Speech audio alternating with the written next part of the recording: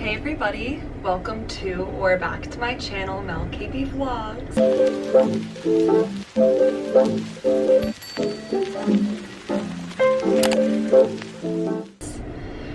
So today I am gonna do a little question and answer about living, working, performing on a cruise ship. I'm in my cabin right now. You are literally seated in my porthole behind me, and I'm just gonna, so what I did was I put up a little sticker on my Instagram story and asked you guys to ask me questions, and I have some really good ones, so we're just gonna go through them. And yeah, I hope you enjoy. If you have any other questions, comment down below and I'll answer them there. First question, do you have your own room or do you have to share?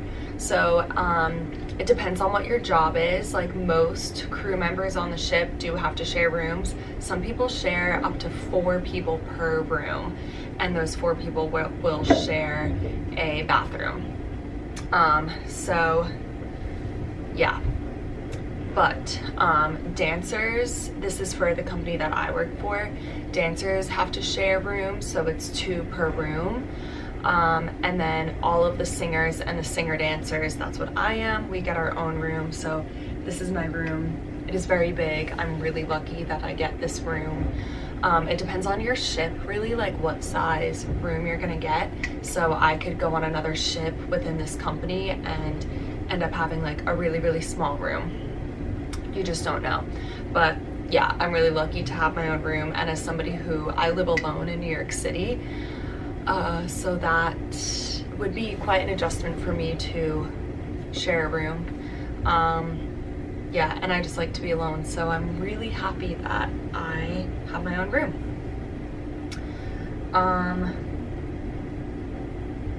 What's the Wi-Fi situation like?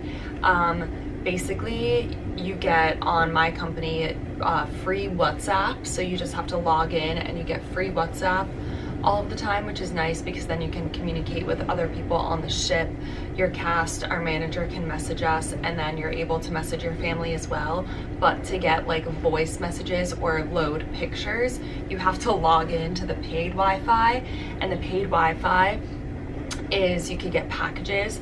So I just pay for the $5 for 60 minutes, and what you do is you log in and out, so it just counts like the minutes that you're logged in. So that 60 minutes could last me like an entire cruise.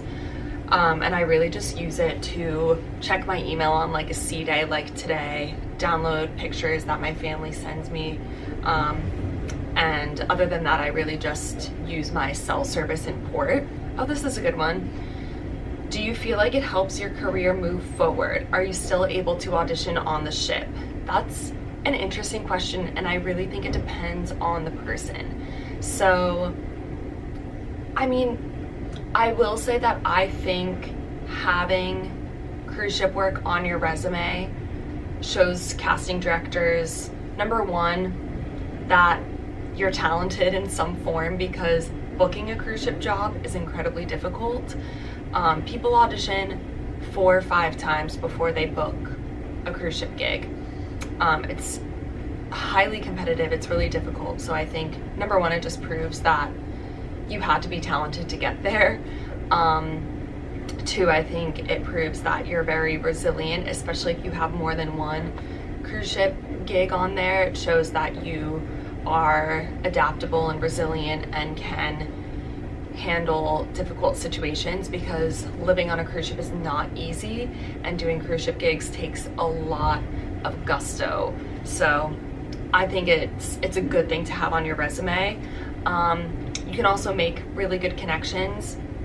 There are some people that I've met working for this company who maybe could be who are music directors in really big regional theaters. So now I know when there's auditions for those regional theaters, I can message them, and I have that connection now with them. And also just your fellow performers, it's great to get to know so many different people that can connect you to the industry. Other than that, I think a good way that it kind of helps you with your career is it gives you experience in things that you might not have gotten experience in on land. So for example, for me, this contract has been a huge contract of growth because I'm mainly a dancer. That's always been my thing. I'm a dancer. But this contract, I've had to sing a lot more than I have danced actually, and in styles. Oh, hold on, my phone's ringing. Okay, cool, bye. That was my manager calling, sorry.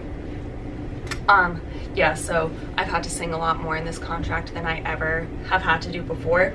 And I also am vocal captain, which that was more of like a leadership position that I took on.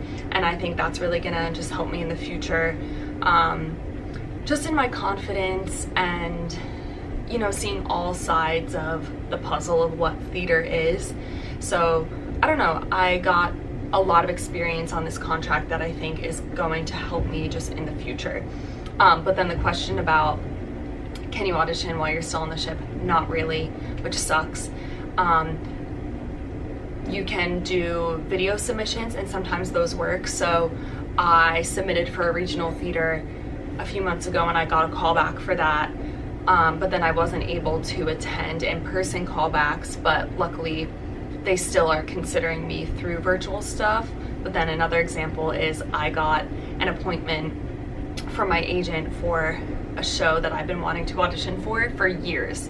Like I've stood outside in line at 5 a.m. trying to get seen for this show by one of the biggest casting agencies in the world.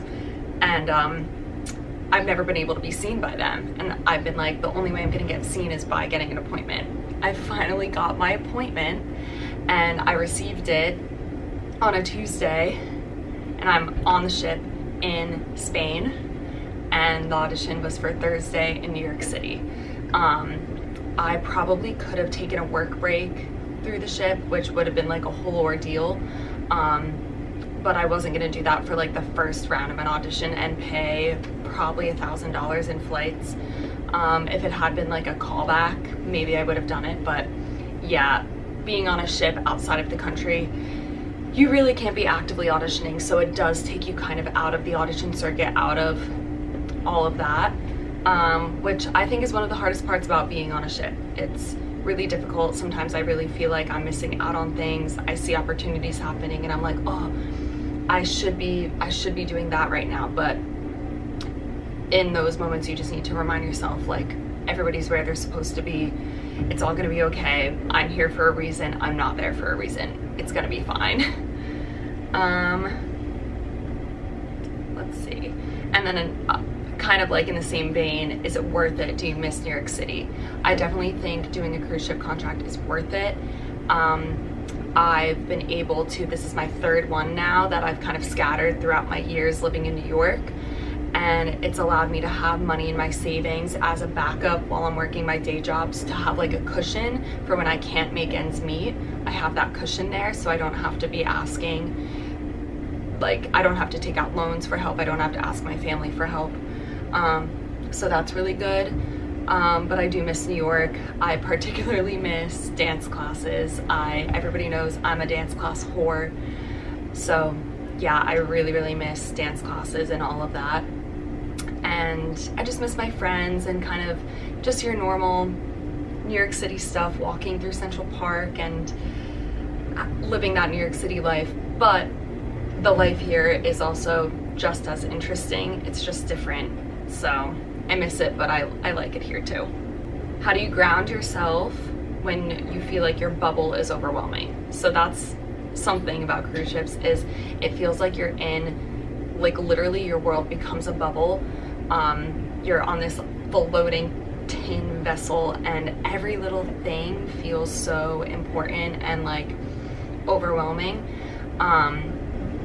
And it's really all about perspective. You just have to like zoom yourself out and remember like everything's not as serious as you think it is. Like every little tiff you have with somebody or little thing that goes wrong in the shows and stuff like that, it's really just about keeping perspective of like what is really serious and what's not. And it can be really hard, and people get like ship brain once you're on the ship for so long. Like you just kind of go crazy. So you have to remind yourself it's not that deep. Somebody said, where in the world are you right now? Right now it's a sea day. We are sailing from the Canary Islands to Gibraltar, which is technically the UK, but it's like right kind of nestled in near Spain and right across from the continent of Africa. Yeah, that's where we are. Do people stir drama unnecessarily? That kind of goes back to my other question I just answered. Things can get really boring when you're on the ship because you kind of live like the same day over and over again. It feels like Groundhog Day. So sometimes people just, you know, want to make some drama, myself included. Everyone does it. Yeah, that's a funny question. How many suitcases were you able to pack? So I have a set of suitcases where it's like the big one and then the medium one fits in the big one, and then this little travel or carry-on one fits in there. So I brought that set, brought all three filled to the brim, and then they're under my bed now, all just nestled in each other, which that's definitely the way to go, because then it's almost as if you only brought one suitcase. And mine, I got like a hard shell one, and honestly, if you are gonna do a cruise ship contract, try to go, if you're gonna do a hard shell one, go for like a smaller one, because mine like just fit under my bed, and honestly I'm scared when I take it out that it's gonna be cracked. So I honestly would recommend the flexible ones that still can fit within each other, because I'm really scared I'm gonna have to buy another one because I might have cracked it. Have you ever gotten seasick? How do you avoid getting seasick? I don't really get seasick. I don't have any wood in here, but a lot of my castmates do. And I think it really depends on your itinerary. We sail through a lot of rough waters on this itinerary. We go like past Morocco a lot and just through like the Gibraltar Strait and all of that. So it can get really rocky. We also sailed through Alaska, which was rocky, and the transatlantic crossing is rocky. But the people who do get seasick, they do ginger chews, which seems to settle your stomach. Green apples settles your stomach. And make sure, if you know it's gonna be rocky, have something in your stomach, because when you don't have something in your stomach, it makes you feel more nauseous. So that's what I see people do. Somehow I'm fine. Don't know how, because usually I'm like the most sensitive person. But how do you maintain self-care and fitness? Check the time. So we have a beautiful gym on board. It's in the guest area, and I go there almost every day. I have a really good routine going on. Honestly, when I'm on a contract, that's when I'm the most physically fit, because I have the time.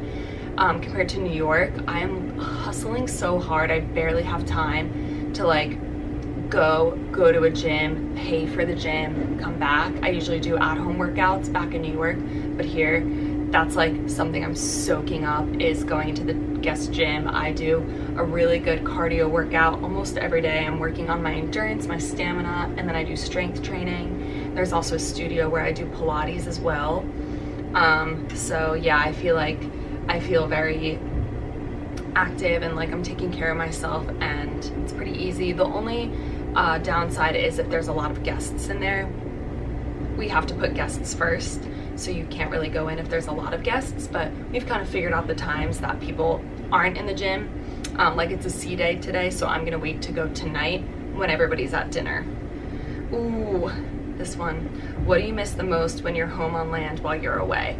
Multiple things. The number one thing is my family, specifically my niece. She's growing up right now, and I'm missing a lot of like big milestones, so that is one of the hardest things. Like I missed Christmas, that was so hard. Just missing little family moments. But beyond that, I miss like normal things, like being a normal person without being tied to the ship. Like I would kill to get in a car and drive and go to Target, buy some food, and then cook it for myself. Things like that. Or like I would just die to like run errands and have the whole day to myself type of thing. Just like normal things. Lighting a candle. You can't light candles on a cruise ship. I love candles. When I get home, the first thing I'm gonna do is go to Target, come home, light a candle. Do you ever cook your own food? No, you can't. There's like no really option. The only thing is there's microwaves. So the best like cooking I can do is I get ramen noodles and cook that. But other than that, everything you eat is like buffet style. So yeah, no cooking. And although I don't like cooking in New York, I miss being able to like be in control of my own meals, if that makes sense, because you kind of just have to take what you get at the buffets every day. But again, I also like not having to worry about taking the time to cook. Best thing you brought for your cabin? Pillows. I got like a bunch of set of pillows. These are them, all different. There's 4 of them, like different fun things. That really makes my cabin feel nice and homey. I have like this matching blanket. And then I have a bunch of pictures, which I have showed you in my cabin tour, which was my old cabin. This is my new cabin, but the same pictures are up. Just like pictures of my niece and my dogs. Yeah, and then just like, I get these, the like scent things with the oil and the sticks to make the room smell good with like room spray. How long are the contracts? For my company, they're usually between 6 and 8 months. Mine, in total, I think we're here for 8 months. 2 more questions. How do you handle dips in mental health while on board? Now that this is my 3rd contract, I really have a good handle on like how cruise ship life can be and what that's all like. So it's really just self-awareness, like knowing when you need to spend time alone and then communicating that with people. Like, it can feel, because you're also enclosed, like you have to spend time with your cast all the time. So just being honest with them, like I'm an introvert, I really like to spend a lot of time with myself, so I just have to be honest with people and say like, I'm doing this today, but I want to do it alone. And then kind of vice versa, when you've spent too much time alone and you need to do something with somebody, just being honest and saying like, I really need to do something with someone today, like who's up for it. Just communicating with people around you, being honest with how you're feeling. I read a lot, which helps just kind of like keep my mind happy and learning and growing, and enjoying time out in port to feel like a normal person helps a lot too. Like getting to know local spots in port, like little coffee shops where you walk in and the people remember you and you say hi, like that kind of makes you feel very grounded and normal. And it kind of reminds me of like my life back in New York. So yeah, that's something I do a lot. And I know a lot of people struggle. This is a really hard environment to be in if you do struggle with mental health. I mainly struggle with anxiety, and I will say I actually have the least amount of anxiety when I'm working, either on a cruise ship or when I was on tour. Just having my mind occupied and like something sturdy to hold on to, like having the shows that I'm doing as a constant, really helps my anxiety. So for me, I thrive. Other people don't thrive, and that's okay. So like if you're watching this and you are on a cruise ship contract or you're about to do one and you discover like, oh, you know what, my mental health is tanking on here, that's very common, and some people just don't vibe with this environment. So don't feel bad about it. You don't have to do another one. Don't make yourself feel like you have to. Okay, here's the last question. Is all you do sunbathe? Do you even work? It really depends on your itinerary. So I did a contract before where it was 3 and 4 day cruises. We literally did like 12 shows a week. We were working every day, basically. We barely got a day off in the whole contract. We were worked to the bone. But then this contract, we have like 10, 11 day cruises, and it's just a completely different world. We have so many days off sometimes. And that's when we get to like enjoy ourselves a bit more. So I think it's just luck on kind of what itinerary you get. But either way, like we still rehearse a lot, kind of like self-study, working out, doing all of that, like that's still kind of work.